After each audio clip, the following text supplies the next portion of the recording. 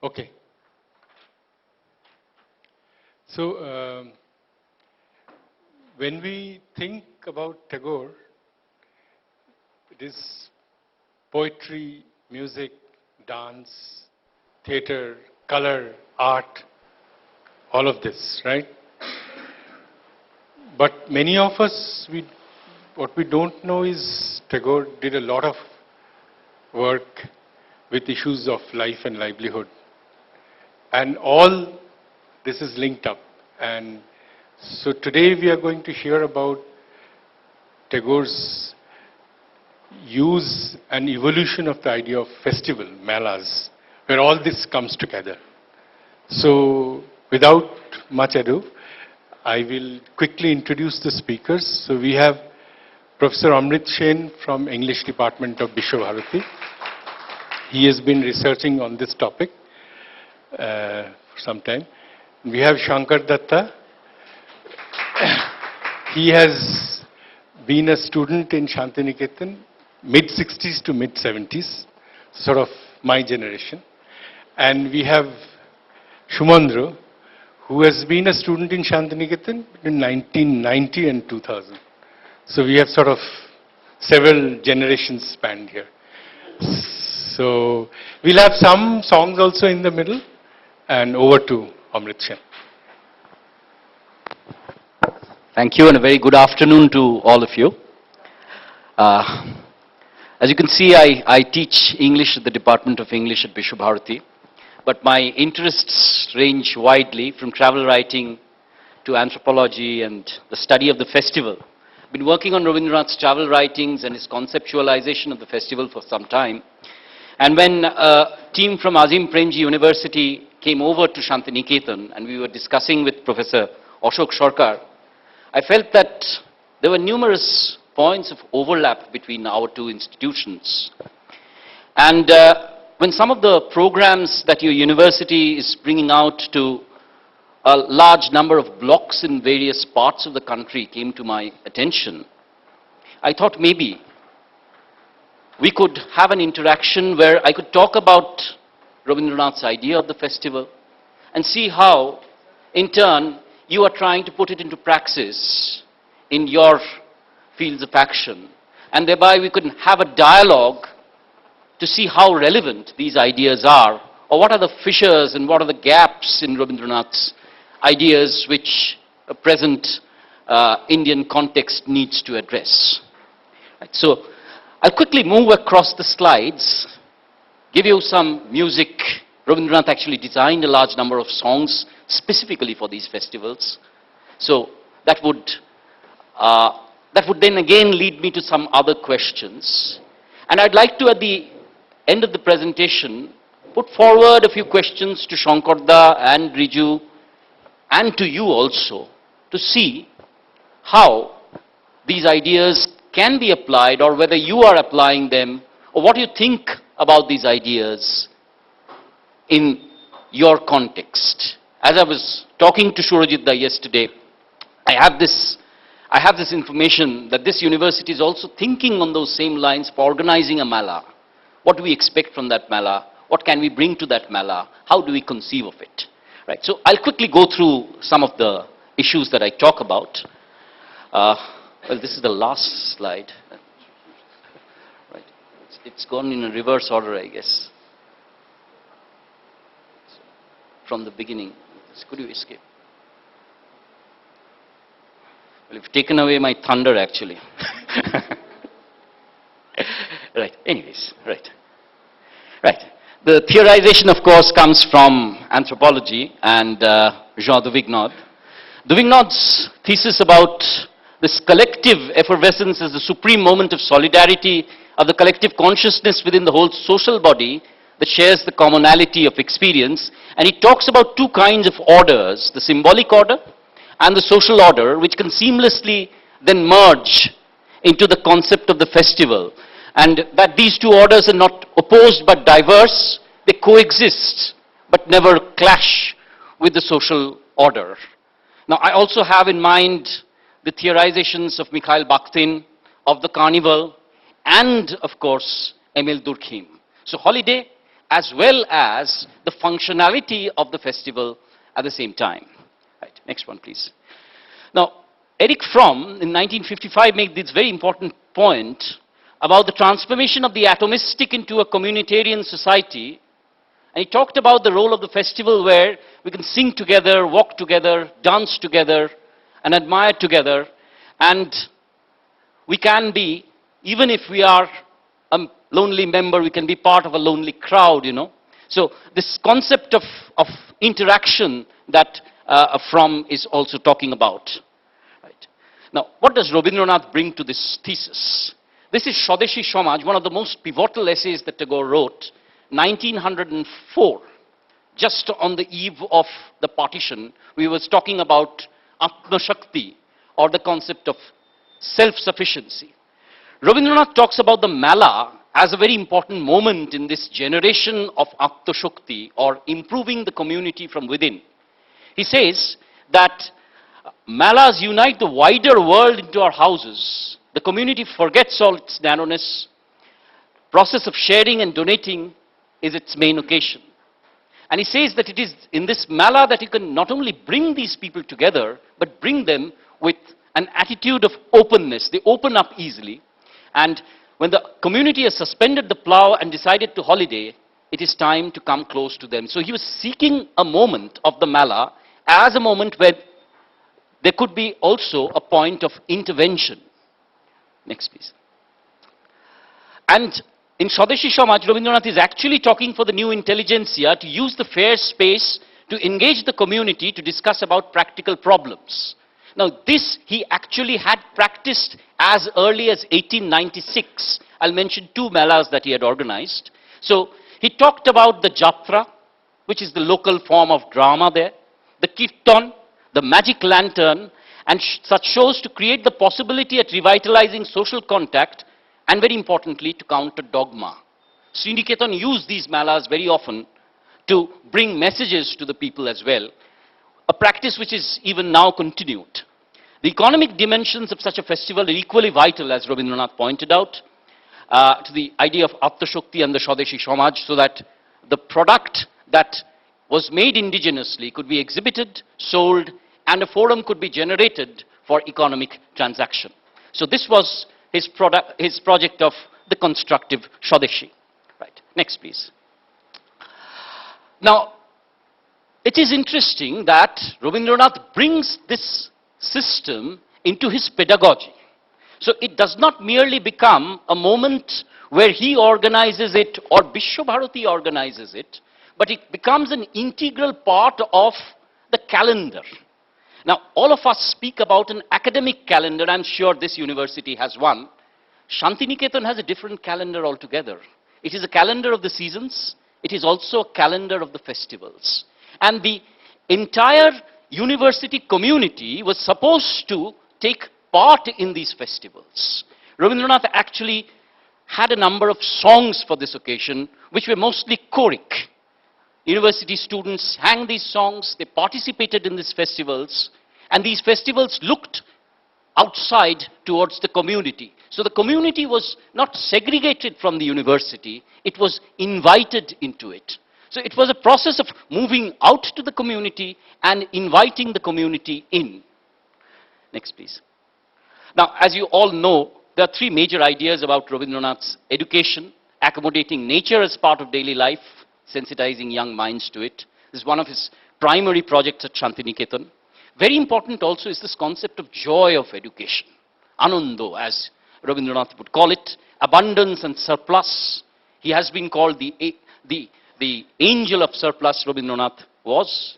And the praxis, and this we forget, that Rabindranath actually built Sriniketan as a praxis of education within the community, with projects of rural reconstruction and the removal of the disconnect between the city and the village. We have Shankarda here, who has been a student and has been deeply influenced by this philosophy of the university as not isolated, but functioning as a facilitator between the intelligentsia and the community, something that Azim Premji University is committed to doing. Right, next one, please. Now, what were the kinds of festivals? The first kind of festival that Rabindranath designed was a festival that was directed at nationalism. The second was involving nature and aesthetics. And the third was where the community and the pedagogic were involved. Right. Next one, please. Now, these were the first experiments. 1898, the Bongio Pradeshik Sammelon, where Rabindranath speaks about the need of these fairs. And 1905 and 1907, he designed village fairs, the Katyayani Mela and the Rajeshwari Mela, which were largely taking place in East Bengal, which included songs, performances, exhibitions, and sales. Next, please. Now, an interesting moment came in 1905, at the point of partition, where Rabindranath celebrated Rakhi Bandhan, and where people tied Rakhis to their hands. It was celebrated as a day of non-cooking, and people marched in a procession with the Rakhi in their hands, singing the song of Bengal, as it were. Now, before Riju sings this song, there's a small anecdote I'd like to share, which Rabindranath once recorded, that while they were marching across various parts of Calcutta, Rabindranath actually suddenly ran towards a stable where the ostlers were washing their horses. Now, you will remember that ostlers at that point of time were largely, was a profession that was largely dominated by Muslims. And Rabindranath was very afraid that there might be a confrontation. Rabindranath put the Rakhi on that hand, embraced him, came back, and the ostler also joined in the song. This would be the song that he sang. Right. Banglar mati, Banglar jal, Banglar bayu, Banglar phal, punno hok, punno hok, punno hok, he Bhagavan. বাঙালির প্রাণ বাঙালির মন বাঙালির ঘরে যত ভাই বোন বাঙালির প্রাণ বাঙালির মন বাঙালির ঘরে যত ভাই বোন এক হোক এক হোক এক হোক হে ভগবান. See, this Rakhi Bandhan has been adapted in many areas as a kind of way to tide over the problem of communalism. So it again goes back to an idea that Rabindranath was circulating as early as 1905. Now comes these programs of the Ritu Utsav, or the seasonal festivals. As you know, there are major seasonal festivals. One is the spring festival, Bashant Utsav, which many of you will have heard of, participated in. The winter festival, or the Posh Mela, and of course, the Borsha Mongol, or the celebration of the monsoon. Now, what was very interesting is that Rabindranath suggested that these festivals and these songs would be moments where we would be forced to recognize the nature we take around us for granted. So these festivals and these songs are replete with references to the trees, the flora, and the fauna around us. And Rabindranath says that if we can feel all the seasons within our deepest core of existence, the poverty of our souls will be replaced by immense joy and enrichment. So, as part of the pedagogy, these would be moments of holiday. And that holiday would be used to inculcate a sense that your tree, your flower, your fruit is your friend. Spring is in the anvil. Bashantotsav will be celebrated on the 8th at Shantiniketan. So I thought maybe it would be apt if Riju could give us one song that we all sing together while we walk in a procession on the 8th, on the day of Holi. This is Khol Dar Khol, Laglo Je Dol. ওরে গৃহবাসী খোলদার খোল লাগলো যে দোল, তলে জলে বন তলে লাগলো যে দোল, দ্বার খোল দ্বার খোল, ওরে গৃহবাসী। রাঙা হাসি রাশি রাশি অশোকে পলাশে, রাঙা নেশা মেঘে মেশা প্রভাত আকাশে, নবীন পাতায় লাগে রাঙা হিল্লোল, দ্বার খোল ওরে গৃহবাসী. Now, you could just imagine, you have to imagine this, the entire university faculty, students, teachers, even outsiders coming together in that procession, taking it out, having an entire program which is celebrating spring, but also remember, reminding us of the Ashok and the Polash that exists in our midst. Right. Okay, next one, please. Now, from there, Rabindranath actually goes to Java in the 1920s. At Java, when he goes, he finds several kinds of different festivals being celebrated to honor the agrarian community. And he brings back this concept of the festival honoring the agrarian community into Shantiniketan. And he designs two separate festivals. One is called the Briksharopon, or the tree planting festival, which incidentally I'm sure is part of a large number of states nowadays, also part of a Government of India program. And he calls the other the Holokorshon, which is the festival of the plough. Now, what did Rabindranath want from these festivals? When Briksharopon is celebrated, the tree is worshipped as a plant. And there are songs that talk about replenishing not merely the tree, but the soil. We will remember that Rabindranath actually brought Leonard K. Elmhirst to Shantiniketan and asked him to write about the robbery of the soil and the need to replenish not only trees, but also the concept of the material that we take from the soil. So, a sustainable agricultural principle was something that Rabindranath was trying to bring again. Secondly, you will remember that Shantiniketan was an arid, absolutely barren landscape. So, to transform that into some kind of a sylvan location and to bring a definite kind of a weather to it was also part of Rabindranath's attempt. Now, how did the song pan out? He talks about the victory of man over the desert. And how can this victory be achieved? It can be achieved only through the plantation of trees. Now, later on, we would take this forward at Shantiniketan. Unfortunately, what happened was, you had the festival, and then everybody forgot about the tree. Now, what we tried to do also was to take care of the tree as our friend. You know, students would be asked to look after the tree, to bring it up, and see if the tree could also be part of the family. Now, all of you, I'm sure many of you, not all of you, will be panning out to different parts of India. I think this is an idea that maybe can be also inculcated into the pedagogic practice. Now, let us hear this song, which talks about the victory of man and the tree as a facilitator of that victory. Moru Vijay. মরু বিজয়ের কেতন উড়াও হে শূন্যে উড়াও উড়াও হে প্রবল প্রাণ ধুলিরে ধন্য করো করুণার পুণ্যে ধন্য করো করো হে প্রবল প্রাণ.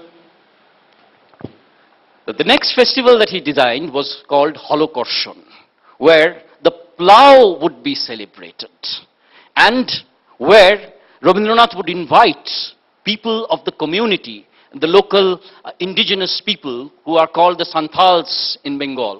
So I will also try to bring out an iconography of this festival in a mural that Nandalal Bose designed at Shantiniketan. So it would be a gathering of the university students who would take part in this procession, and also the indigenous population of the Santals who would be invited, the farmers of the region would be invited.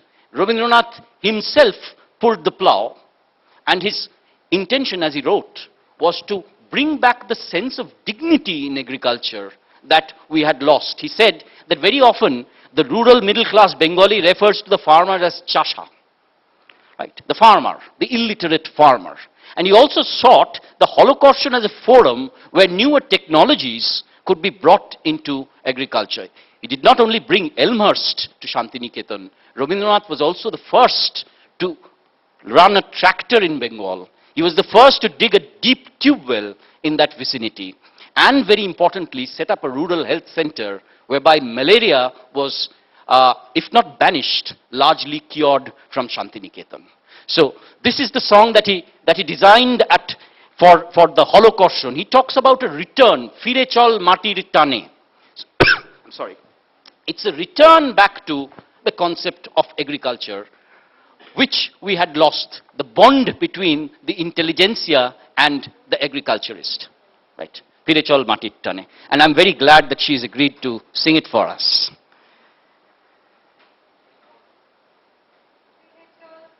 Fire chol. Okay. Yeah. You're coming? ফিরে চল ফিরে চল ফিরে চল মাটির টানে যে মাটির আঁচল পেতে চেয়ে আছে মুখের পানে ফিরে চল ফিরে চল ফিরে চল মাটির টানে যে মাটি আঁচল পেতে চেয়ে আছে মুখের পানে ফিরে চল যার বুক ফেটেই প্রাণ উঠেছে হাসিতে যার ফুল ফুটেছে রে যার বুক ফেটেই প্রাণ উঠেছে হাসিতে যার ফুল ফুটেছে রে ডাক দিল যে গানে গানে ডাক দিল যে গানে গানে ফিরে চল ফিরে চল ফিরে চল মাটির টানে যে মাটি আঁচল পেতেছে আছে মুখের পানে Thank you. If you could move on to the... So, you see, all these songs are choric songs. They're not sung by individual singers. They're sung by the entire community of students, teachers, participants together. So he was trying to bring this sense of teamwork, the sense of bonding between the community and the university. And once again, bring in the factor of the aesthetic, the fun and the anando, that agriculture was not merely a drudgery, that learning agriculture was not something which was, something of less dignified, and the entire process was couched, was surrounded by this immense sense of joy and creativity that Rabindranath talked about. Now, let me show you a few pictures here of what the university would look like at these points of time. This is a rather familiar picture. Incidentally, you can see Indira Gandhi there taking part in one of the earliest Basantotsav at Shantiniketan. Right? Indira Gandhi is there. Right? Now, if you can move to the next. Now, this is, again, Shantiniketan's modern Basantotsav. Now, if you look at these costumes, I am sorry, I'm not wearing the traditional Shantiniketan garb, which would be a simple white pajama and the Punjabi, where the women there would use only ornaments made of flowers. Right? So it was entirely marked by simplicity. The batik would be worn, which Rabindranath had brought from Java, and there would be a simplicity and aestheticism and an involvement of nature once again. Now, it's very great irony that now 2 lakh people descend on Shantiniketan and all our polash flowers are as a result destroyed. So we have had to request people not to use flowers during these programs. Ironic. Our festival has now become a spectacle. But then again, that's commercialization. Next one, please. This would be the rural fair, the Posh Mela, now which is a large fair which invites almost anything from automobile makers to, snazzy brands. This would be one of the first 5 pictures. You can see pots, ornaments, household items being sold, and you can see how the rural community would flock to these fairs at that one occasion where they could get hold of these items at a reduced price. Next. This is a very rare archival picture. This is the holocaution that I was talking about. And you can see there Rabindranath himself pulling the plow. Right? He would actually take part whenever he was physically capable of it in all these programs. And until a very, very recent time, actually vice-chancellors and important officials of the universities were expected to be part of these programs. So it was not just, Shilpo Shodhan taking part in it, it was the entire university. Next one, please. Now this is the iconography that I was talking about. This is a mural by Nandalal Bose, the celebrated artist. You can see here, this is Bidushekar Shastri, who is reciting the stotras. And Rabindranath asked him to design special mantras for these programs. You can see the plough festival. You can see Tagore there actually pulling the plough. Right, next one please. And if you look at this one, there is Rabindranath. On his right side, you can see the indigenous people who have brought the offerings to this festival. And you can then see the Shantiniketan students and the community also taking part in the festival. Now, this would be sometime around 1927. And Nandalal's entire mural embodies this concept within that iconography. Next one, please. So you can see the Santals there actively taking part in the festival. It's this way in which the university could reach out. Next one, please. This is the Brikkhoropan. This is actually a Navabarsha Utsav, but you can see how Rabindranath is actually reading out a poem and singing about the tree which is kept in the middle. So the human becomes the divine, the natural becomes the divine, and the divine becomes the natural in Tagore's philosophy. Right, next one, please. This is another one. You can see Rabindranath actually, this is taken just a year before his death, in fact. Each and every program Rabindranath would attend, and he once wrote to Pratima Devi, this plant is a very fortunate plant. It is blessed by so many people. Right, next. Now, I'd like to conclude with one festival that is very dear to my own heart, and that is Ananda Bajar. 1915, Rabindranath sort of initiated this festival. Just prior to the autumn vacation, students are asked, this is on the day of Mahalaya, which marks the pujas for the Bengalis, the beginning of the pujas. Now, the students are asked to create stalls. Every department has to build its own stall, make products. You know, for example, my English department generally brings out a magazine. I dressed once as a fortune teller, right? We design masks, we design sort of potteries, we make food. So a bread roll we would make for 15 rupees, sell at 30 rupees, nobody minds at that point of time. The entire products are sold, and the profit that we make is given to the Vishwabharati Sheba Vibhag, which uses it for charity. Now please do not think merely of its university appeal. Think of Vishwabharati Pathabhavan students as well. From this young age, he is given creativity, holiday, joy, entrepreneurship, and charity. So just remember a young child of the age of 10 maybe, keeping the accounts, keeping a log of the profits, accounting for it, and also taking part in that creative atmosphere. Now, this one festival has remained very close to Vishwabharati. And this is something I do not know. Probably students of this university who will reach out to the villages, will reach out to far-off places, schools that the Azim Premji University will build up. Maybe this could be one way of galvanizing them into a lot of activity. I do not know. This is something which you will have to tell me if it's practicable to put it into sort of praxis. Next one, please. I just conclude with a few pictures of Ananda Bajar. You can see, these are the stalls that would be built by individual departments. Riju, I'm sure, here has participated in it, as has Shankarda. Right. The next one, please. These are the kinds of items that are sold there. Very simple things. And finally, you can see the amount of joy. They're looking forward to the holidays as well as looking forward to submitting the maximum profits. So every department has a competition. Who can make the maximum amount of profit? Right. Now, these are the questions that I'm putting before you. Rabindranath, of course, had his own theories. He put it into practice in his own ways. He designed songs. He made these festivals. What can we take from him? And what can you in turn give me as a staff from Vishwabharati to take back to Shantiniketan?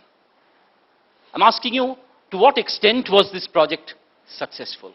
And I have Shankarda and Riju probably to talk about these in some detail later on. How much were they part of it? What did they feel about it? Secondly, there's a question, has the university carried it forward, and how can we carry it forward? have these ideas been put into practice elsewhere? And if so, how? If you are designing a Kabir Mela, what are you expecting from it? What other ideas can we bring into it? For example, one of the things that strikes me here is that amidst all that iconography, women and the participation of women was not so much. So can we bring or can we infuse participation from women into these fairs? Can we have fairs where the rural women can come in and interact? This is one idea which I was thinking about. Can this be an experiment? And this is where, of course, I'm interested in Azim Premji University, because you are going to have a chain of schools. Can this be replicated in the pedagogic? And if so, what could be the modalities? How could you bring the festival into pedagogy? Now, these are issues that plague me. These are issues that make me think. I do not have any answers. I have maybe a couple of opinions, but I'd like you to participate. I'd like Shankarda and Riju to talk about them, and I'd like to throw open this discussion to your suggestions, to your innovations, and maybe you can take some of these ideas back and think about them in your own ways and respond to them.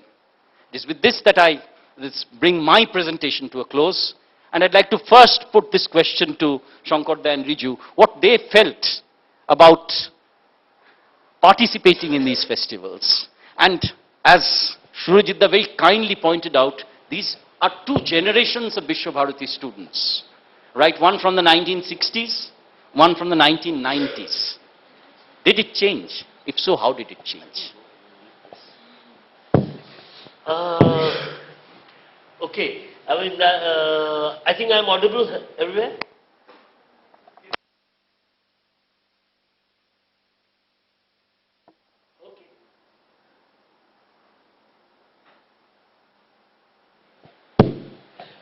Okay.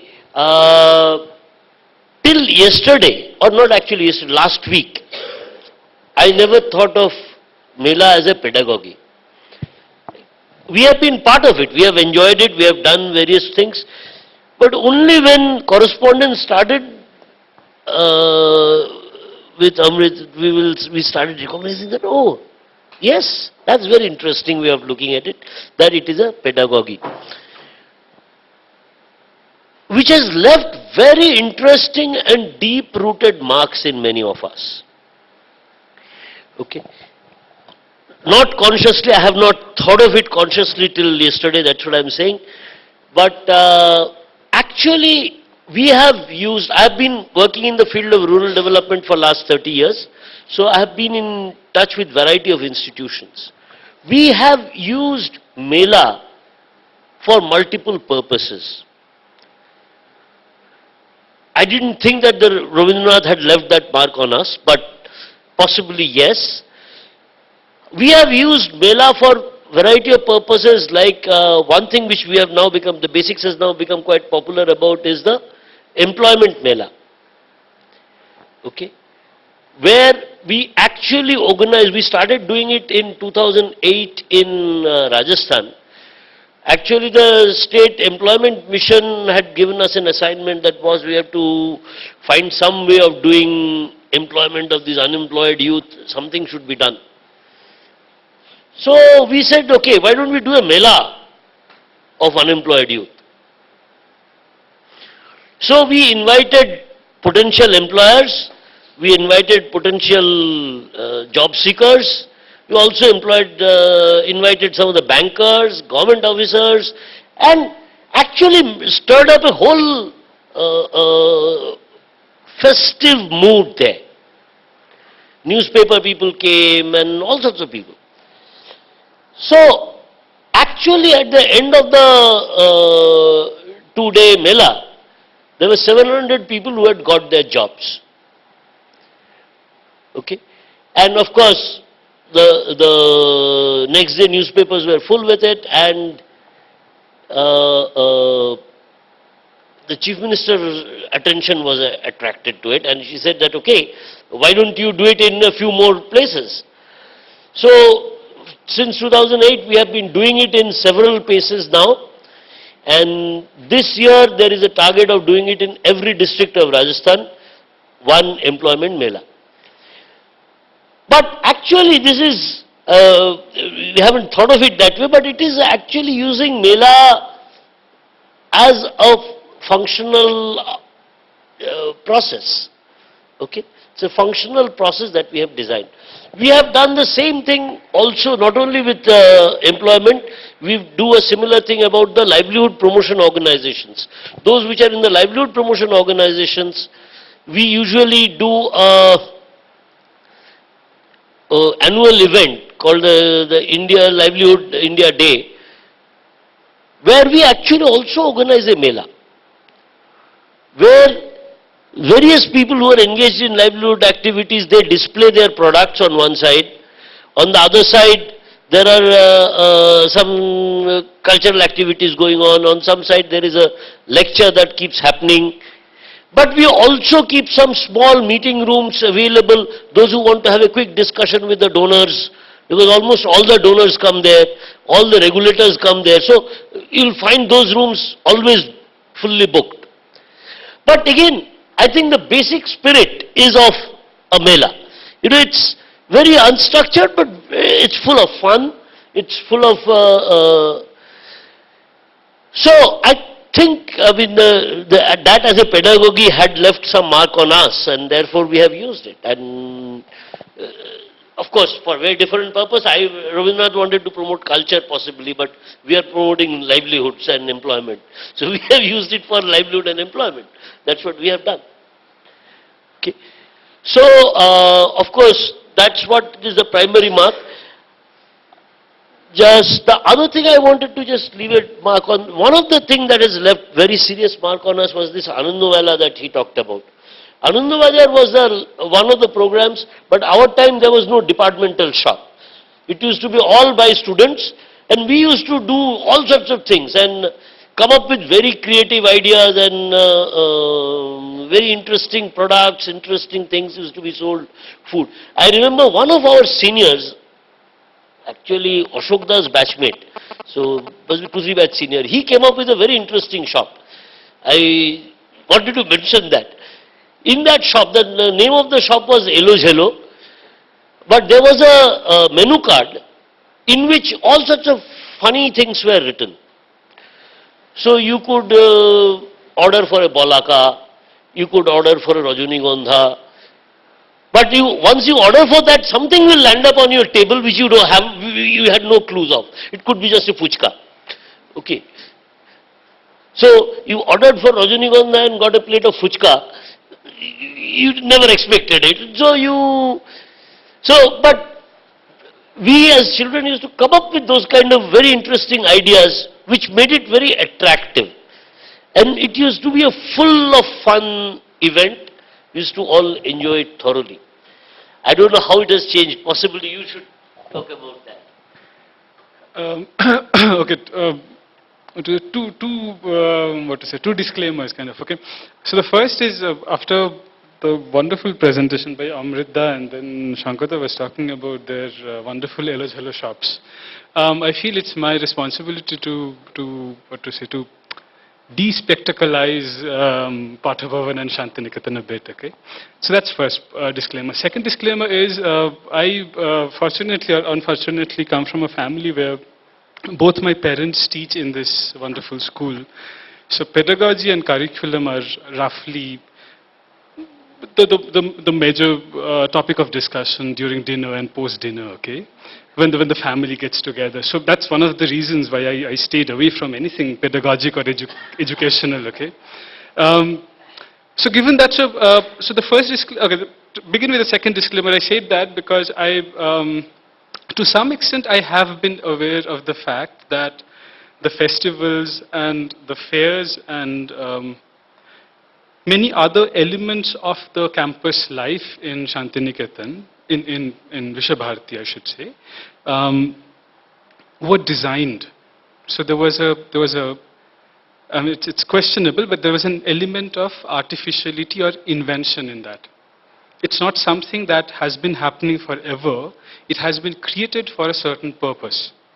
Now, when you keep doing that, it becomes a tradition, and by the time, as you know, I have been in the school from 1990 to 2001, and clearly it was part of the tradition. It's part of the tradition that has been handed over to us by multiple generations, by generations. So I want to, so I wanted to mention that, and the first thing is to despectacularize things. So to despectacularize, I begin with the first point, okay? To what extent was the project successful, and whether the university has carried this forward. And I would skip the second point because I don't have much idea on that, and I would come back to the modalities of replication of these strategies and tactics, okay? To begin with the success of the project, I really feel that the project has been very successful. Even into my times, and still now, I'm sure. As Amrita mentions, Ananda Bajar is a wonderful, wonderful day. It's one of the most exciting days in the entire year for the students of the school, definitely, who I think partakes in into the festival with most vigor. But also it has been successful, especially for the fact that the design of the festival has something in it, and as Amrita was wonderfully pointing out, the different qualities in the student that the festival makes an appeal to and makes the student to exercise and to go through. So there's something to the design that is much beyond the personal capabilities or lack of it of the organizers or of the bureaucracy of the university, however that might be. The festival itself has a power. Okay, so that's what I'm trying to argue. And it's very interesting that Amrita also mentioned Ananda Bajar in a greater detail and not Posh Mela. So Posh Mela is this fair that takes place during 23rd, 4th and 5th of December. 24th of December is also the day of, is the foundation day of the university. So we also have the Foundation Day festival integrated into the Mela in a way. So what the Posh Mela is this much larger Mela where the people of the immediate region takes part in, and that is the Mela where you can buy the latest bikes and the latest tractors and everything, and all the different state handloom emporiums would come. But it's really interesting, and if one sees, and even from, I mean, clearly every generation thinks that the time they spent in the school was the most exciting one, right? And I also feel that, and I studied economics, and I have very strong economic logic, how 90 to 2001 was the most exciting time in terms of the economic embedding of the university changing, and how the Mela and the kind of commodities come to the Mela has been significantly changing during that time, right? So again, to summarize, I really think the university, maybe not always consciously, maybe much fraught with multiple layers of vested interest in organizing the Mela in one way or the another, but still there was something very, very strong in the design of the project itself that still makes it very significant, very relevant. To come to the replication and what are the modalities, the third question. Well, I really think, so there was this very interesting, do I have 5 minutes of time? Yeah? Maybe not. Okay, I'll be very fast. So just to go back in history a bit. So in 1894, Bankim Chandra Chattopadhyay died.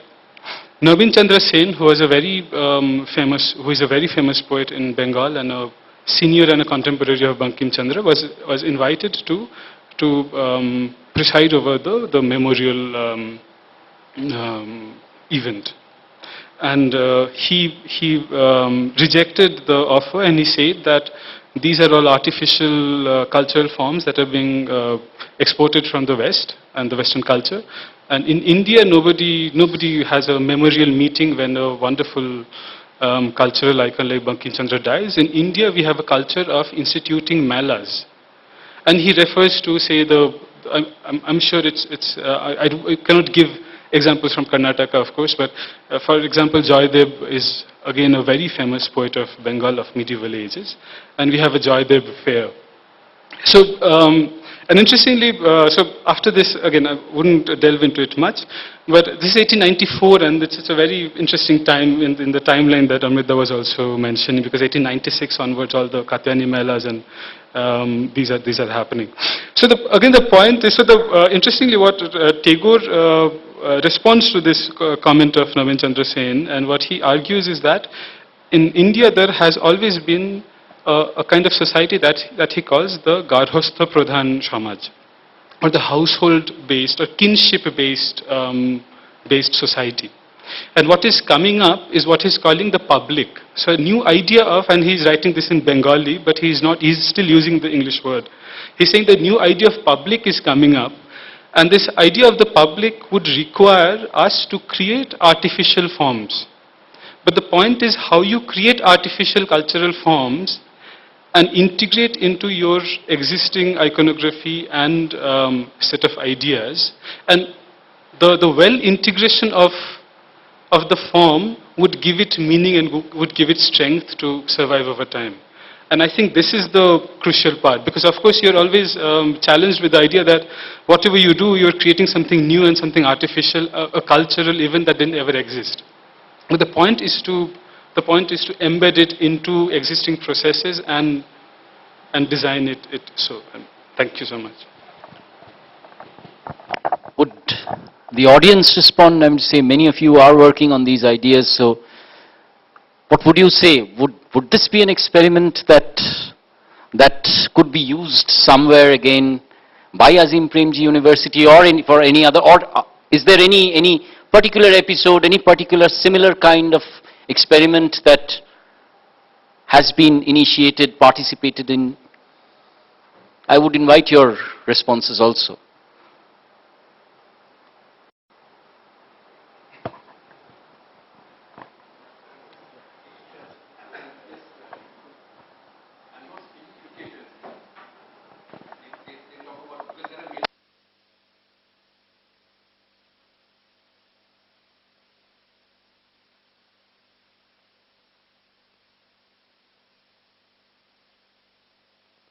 Can one have a Mela like this successful without the presence of some kind of a Gurudev figure? And so, it has to be embedded. Gurudev, Rabindranath's own presence as a transcendental figure, leader of the whole thing, is an important element in the whole thing. And so, anything that has been blessed by him, created by him, has a kind of momentum of its own. And if you wanted to recreate it somewhere else, you need to find some substitute for that, because all the melas that you have mentioned are named after some great person or great being. So that's one element that I just thought. How do you recreate it in a modern context when you don't have that kind of a personality leading it? So one can think of Gandhiji, one can, etc. But so without that, what do you do? That's one thing to think about. The second part of it is that there is something very deeply rural about this whole experiment. And so in other words, that it is able to, you capitalize and utilize the embedded value of the rural community, which is already has a structure and people know each other and so on and so forth, which itself is changing, I think, even in the rural areas. But at least that base is there. So such a thing, I suppose many of these aspects that you showed can only be done in rural contexts. But we have a real challenge in the urban thing, because that's where more and more people are living. And so how does one actually create a mela that is concept that is vibrant in this concept? Now you will see, and probably agree with me, what has happened to Durga Puja over time in Calcutta. I mean, I haven't seen it with my own eyes, but I can fully imagine what has happened, because I haven't seen it for recent years. But the main point is that it has become such a commercial, and this whole spiritual content of it has totally disappeared.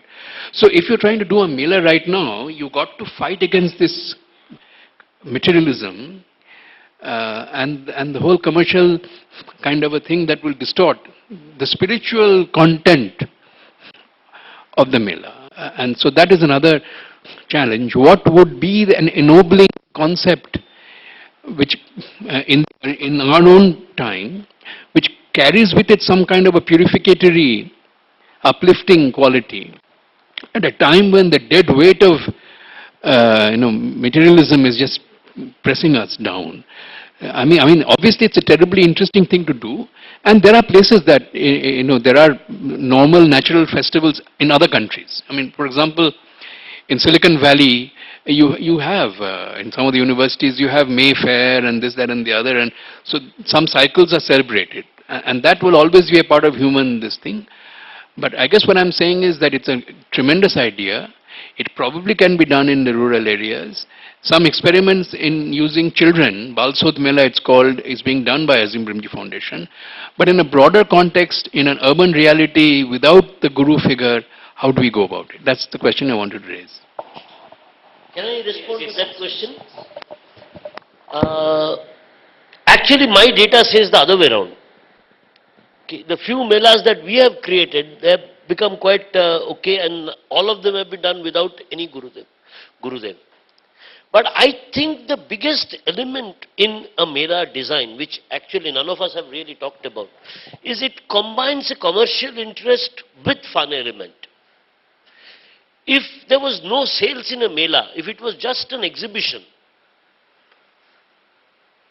then its continuity will require somebody to keep pushing it. But the internal spark of that mela is that entrepreneur is sitting there and trying to make some quick money. He will come back next year if he has made money. And he will try to make his product so that the people buy it. And so there is a entrepreneurial cycle which is the engine of mela. But what the Tagore and others have been able to do it is mount the other interest, which is the cultural interest in his case, or employment interest in my case, or a funding agency interest in some of our case, onto that spirit. So in that also there is somebody who is making money, and we have added the extra mileage out of that. And this, I think, is also possible in the urban context. In the sense, there is one mela which happens in Hyderabad. They call it industrial mela. And that industrial mela is increasing day by day. Every year it's becoming bigger. But, and actually after I see some of them, the Shantiniketan mela looks a small thing for them. Last year there were some 7,000 stalls which participated in that. Okay. Now, and everybody, starting from the Eicher motors and tractors and Mahindra tractors, down to some iron plates and stoves, all of that come there. So there is this combination of mixing. If that can be designed, and that can be used as an engine, I think that will make a lot of sense. I think, even at Vishwabharati, there were festivals which were designed after Rabindranath. One which I did not mention was Shilpotsav. So it continued. But to come back to your second question, which I thought was a very valid one, I would refer to one fair which was organized by the Don Bosco School in Calcutta, which tried to replicate this concept of the Anando Bazaar inside their own school ground, and once again kept the intention of charity at the back of their minds.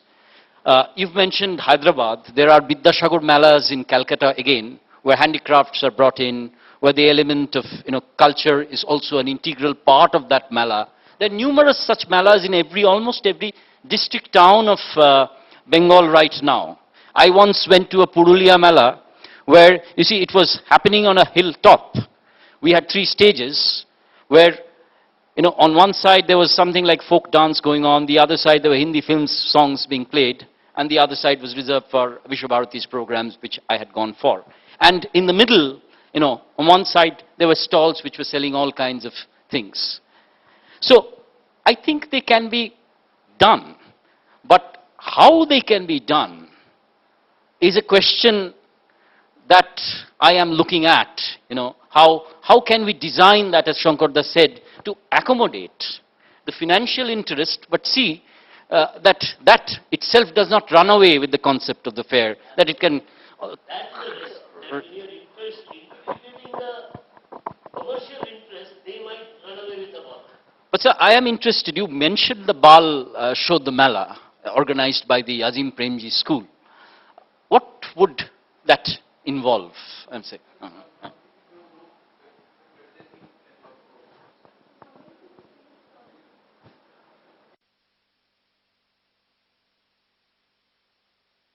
Of a particular subject in most cases, history mela or geography mela or science mela or maths mela. And it's a way of getting the teachers, the community and the children excited, doing hands-on activities over a period of months, and it culminates in the mela. So the whole process is very important here, because as an outcome we would like those activities then later on to continue in school. And in the melas which we have had in northern Karnataka, Yadgir district, what has happened is the community for the first time has felt that they are also part of the school system, because they help in organizing the mela, in providing food to the children who come from outside the village. And so that all has become quite important. We have had similar melas in Uttarakhand and some other states also. But interestingly, there has been a mela which was started in Bombay, in urban areas. Now it is held in some rural areas also. It's called Bal Vividha. It's normally a 3-day mela of children and teachers who come, and they do lots of things, including lots of hands-on activities. There is a film section for them, there's an exhibition section from them. Normally not too much competition, but story making, all kinds of activities go on for 3 days.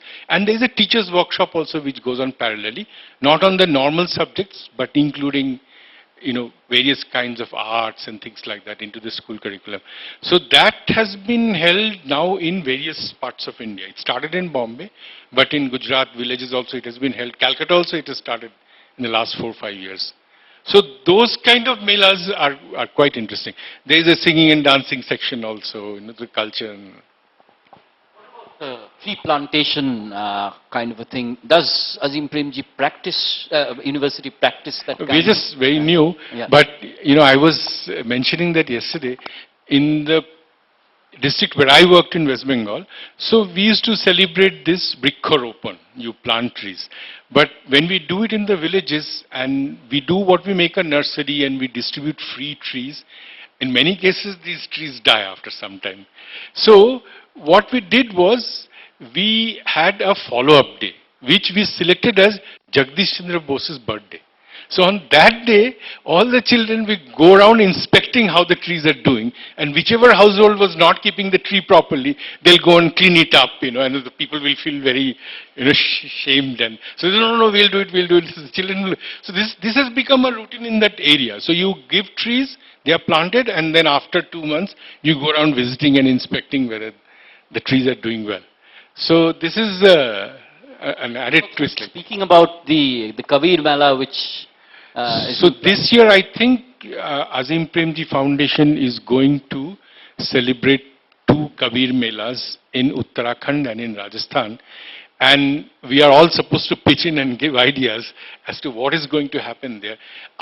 One of our main focus is going to be education. So how to bring in teachers and children and what kind of things to do. So Kabir is going to be the theme, but also bring in education there and do activities. So that is why interaction with you people at Vishwabharati is also important.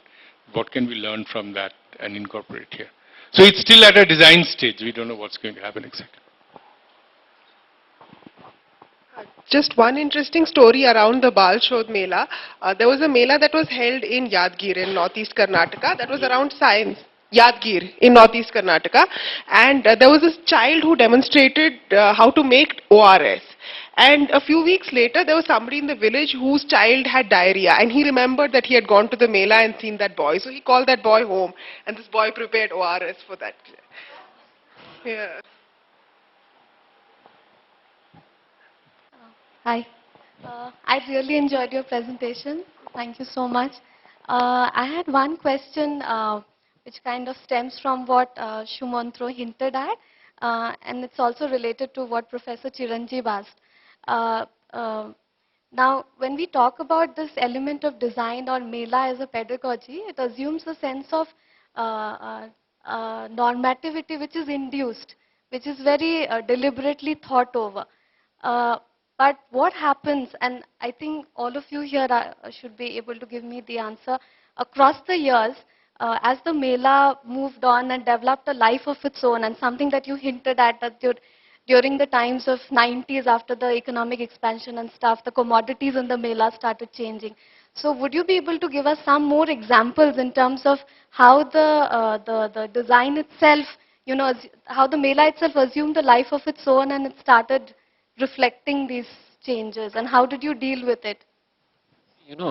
That's very interesting because some of these melas are no longer, though the university organizes it, it has lost control over it. It's sort of gathered its own momentum and spun out of our control. Now, the two melas that we're talking about are Bashant Utsav and Posh Mela. I deliberately did not want to talk about the Posh Mela because what happened after the 1990s was, or even when I joined Vishwabharati in 1998, I could go to a Bashant Utsav, I could walk around sprinkling abed, I would know the person whom I actually put the abed on, I could meet all my students. At Posh Mela, I knew what to expect. Remember, I was newly married, I was setting up my house, so there were things like small stools that we would buy from there. It was manageable, located in a small field there. Now, what has happened is, with Star Ananda and the news channels covering it big time, and the fact that Shantiniketan is a tourist destination, which is, again, manipulated by a large number of hotel chains nearby, lakhs and lakhs of visitors are descending upon it, and the whole nature of the Mela has now changed. It has become a truly commercial spectacle. We can provide some kind of an intervention. We can make them sensitive towards what they are doing. Right. As Riju said, as Shankarda was pointing out, probably at one point of time this was much more alive. Now the profile of students have changed, the kind of attitudes that they come with have changed. But still, these melas provide, and I'm very glad that you gave me that example, even if it provides a kind of a spark, a kind of a thought, in some individuals, some students, I think that is very fruitful. I'll give you an example. My department organized a reunion. A reunion is also a different kind of a mela. Now, we had a picnic, we had lots of lunches, and we had a band coming in. We had raised significant funds. But when I asked them, my own students, that let's do something for poor students around us. Let's donate them books or pay 1 month or 1 year's salary for 1 year's school fees. I found people backing out, That is something we'll have to once again think. How can we make them oriented towards the community? Now, as you mentioned, sir, Rabindranath was, during his time, primarily concerned with making Shantiniketan relevant and Sriniketan relevant for the community around him. So his thrust was the rural landscape, really. But our challenge, I guess, is to make these melas relevant. And I'm sure since so many bright minds have congregated at this place, we can make things happen. And I'll carry back this story in my own project and the concept of the Bal Shodh Mela, right, as to how the Mela has become meaningful. Right? So there's a certain amount of normativity, I accept that. And there are critiques that I have to offer. I did not have the time to talk about it. For example, the use of the Sanskrit mantras. Did it alienate a certain kind of people altogether? That is something which I have looked at, but I didn't want to bring it out here because I thought this was largely out of the scope of this discussion. Can I briefly have a devil's advocate kind of comment? Okay. So one is what you said about Sanskrit mantras, and it's interesting. It's a Sanskrit mantra being recited at an agricultural festival, and I mean, one can also read it as a very, very what to say, it's, as Sanskrit mantra being used at a very wrong, as a improper kind of a location. And that way it's, to use a big word, subverting the elitism of mantras, right? Okay, that apart, the thing about normativity, and I think it's, to some extent I was trying to provoke the very same thing, that the malas has to be normative. There is no escape from it. You cannot be too anxious about it. One has to be open about it and has to use it as a pragmatic, strategy. That's one thing. Secondly, about this finance and the control of finance over malas and the idea of commodity. In another way, I also completely agree that the amount of vested interest within the university to organize the mala in a certain way, to give out lands to different shops, to give out land plots to different shops for the mala in a certain way. There's a lot of financial, there's a lot of dominance by finance in all these decisions, okay? And one has to be, one should be very open about it to some extent, I think. No point, romanticizing that. But at the same time, talking from a personal experience, it's also interesting to see the coming of tractors in Posh Mela. Okay, and on one hand, you can see that so the financial interest is taking over, but at the same time, all these tractor companies are finding this Mela as a important fair for them to display their products, which would be sold in the region. So it's another way for the student who is probably there for very strong commercial reasons, but one is still exposed to the fact that what kind of commodity demands exist in my proximate region.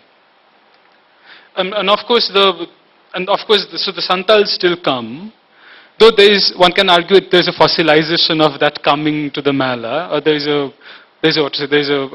becomes a performance in true sense, and not really an participation, but more as a performance. But at least for the Baul singers who come to the Mala, it's very strong participation, and it becomes a place where they perform their songs in an important commercial as well as cultural venue. So it's important for their own careers and other things as well. So the financial logic of it, the commercial logic of it, must also support your otherwise intention in organizing the Mala. But that logic is very strong, I really feel. And that has to be, that need not to be demonized necessarily. And yeah, that's it. In what you have told and what I am just narrating, this Pratibha Karanji is one of the government initiatives. It's of recent origin, where of course at the block level, then the students are selected, then they go to district level, but there is a community connect. I'm not trying to draw parallels here, but such a thing is on. It's across the state that's being conducted in the last few years.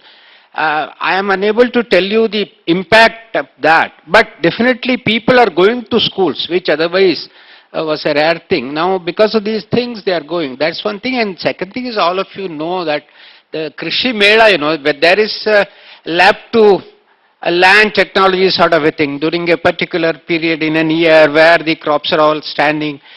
Farmers come to the 3 days Krishi Melas, all the 3 universities here in the state, and which is true, maybe in GB Pant University elsewhere.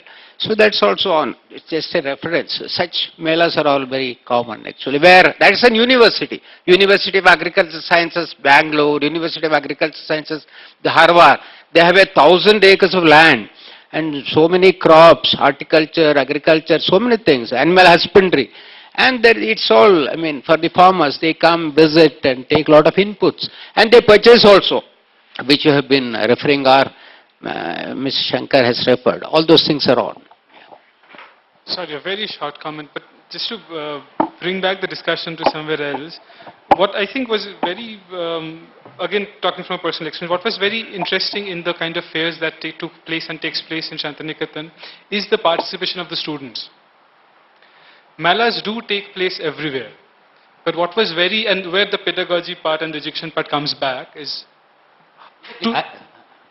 I wanted to bring that in, as to from the very basic level, can that be sort of made into a kind of a program which could then, we could innovate.